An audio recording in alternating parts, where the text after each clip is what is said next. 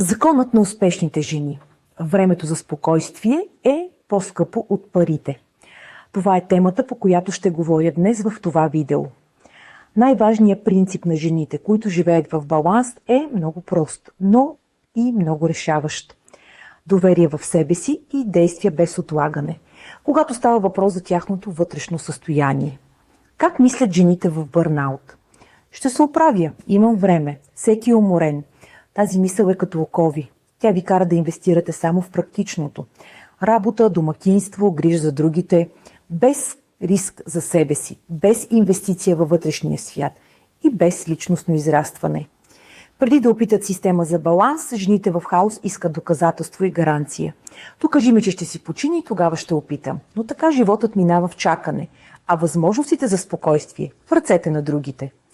Как действат жените в хармония? На 1% по-близо до вътрешния си център съм. И това вече е моята печалба. Това е техният принцип на учене. Животът е лаборатория. Всеки вътрешен блок заслужава тест. Ако проработи, спокойствието е ясно. Ако не, парите могат да се възвърнат, но загубеното време, прекарано в бърнаут, никога. Жените в хармония не чакат външни доказателства. Те създават вътрешни промени, чрез собствен опит и система.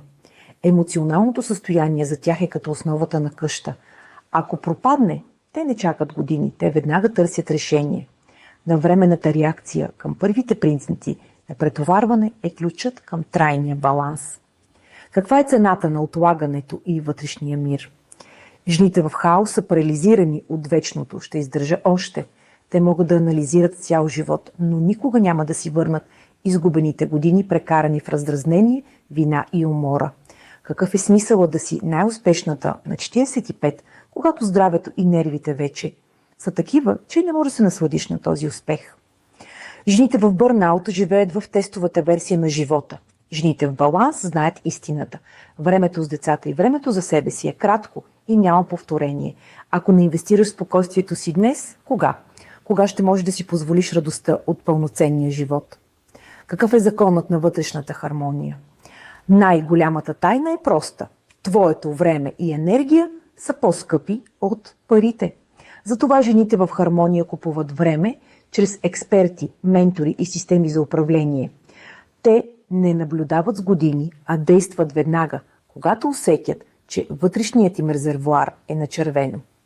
Сега ще ти дам един пример, но преди това се абонирай за нашия YouTube канал, за да бъдеш информирана, когато бъде публикувано ново видео. Нека да преминем към примера. Хиляди жени четат моя блог и си мислят, тя постига баланс толкова бързо, следи от години.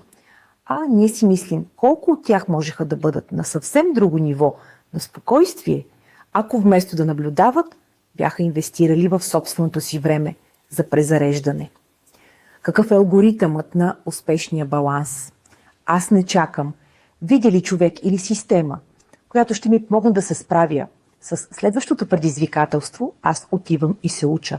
Това е моят начин да реагирам веднага на възможностите за вътрешен растеж и спокойствие.